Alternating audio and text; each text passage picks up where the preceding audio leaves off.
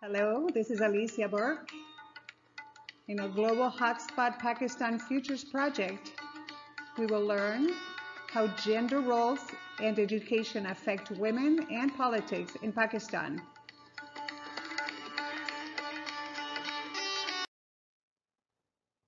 Pakistan's society is patriarchal in nature. The overall perception is that males make and enforce the rules and females are their subordinate. Men's honor rests in the actions of the family, especially the women. So to protect their honor, restrictions are firmly placed which reduce women's education, mobility, and activities. Public education is not a priority for the Pakistani government. Schools are in shambles, and at times they only exist on paper. Teacher absenteeism is prevalent, and in Punjab, a study conducted in 2013 found that 27.5% of the teachers are absent 1 to 5 times a month.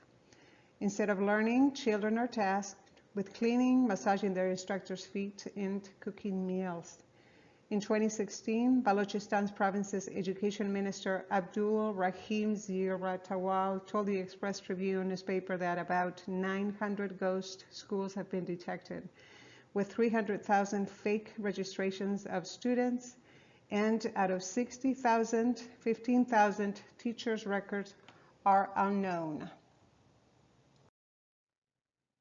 With so many roadblocks, more than 6.7 million children in Pakistan are out of school, of which 62% are girls. Social norms also contribute to female dropout.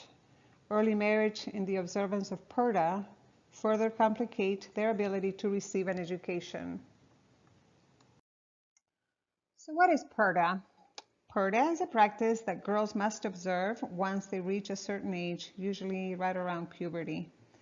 They start covering their head with a hijab or they cover the full body with a burqa. They must remain in the home to avoid public observation, and the male interaction must be restricted to family members only.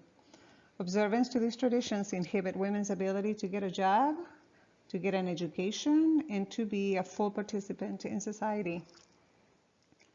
The 1981 census indicated that 5.6% of the women were employed, while 72.6% of the men worked. But by 2014, the number of female workers increased to 22.3%.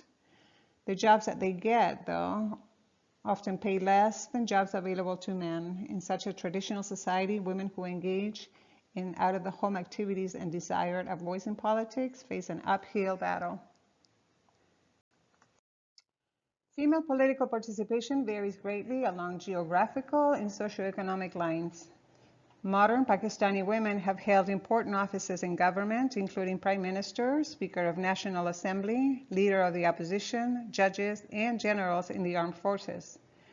The country's constitution supports women's rights and penalizes discrimination. In fact, Article 32 and 34 ensures full participation in all aspects of national life. Reality, however, tells a different story. Women continue to be marginalized and persecuted. Many of those courageous enough to publicly voice their political opinions have been attacked, even killed. Prime Minister Benazir Bhutto was assassinated in 2007. Mrs. Zile Huma Usman, Punjab's activist and minister, was assassinated in 2007 as well. And Malala Yousafzai was shot in the head in 2012 by the Taliban in an effort to silence her demands for girls' education. Female political participation in Pakistan continues to be limited. So why should we care about the condition of women in Pakistan? Well, according to UNESCO, Pakistan's rural population is 70% illiterate, and the percent of women is even higher. Unlearned masses can be easily manipulated by corrupted politicians who secure their vote by paying them off. Illiteracy undermines the very foundations of democracy, warned UNESCO's report to Pakistan. Women with limited education face many challenges. They have a higher mortality rate due to lack of medical intervention because of cultural restrictions. They are excluded from financial decisions, and they are completely at the mercy of the man in their family.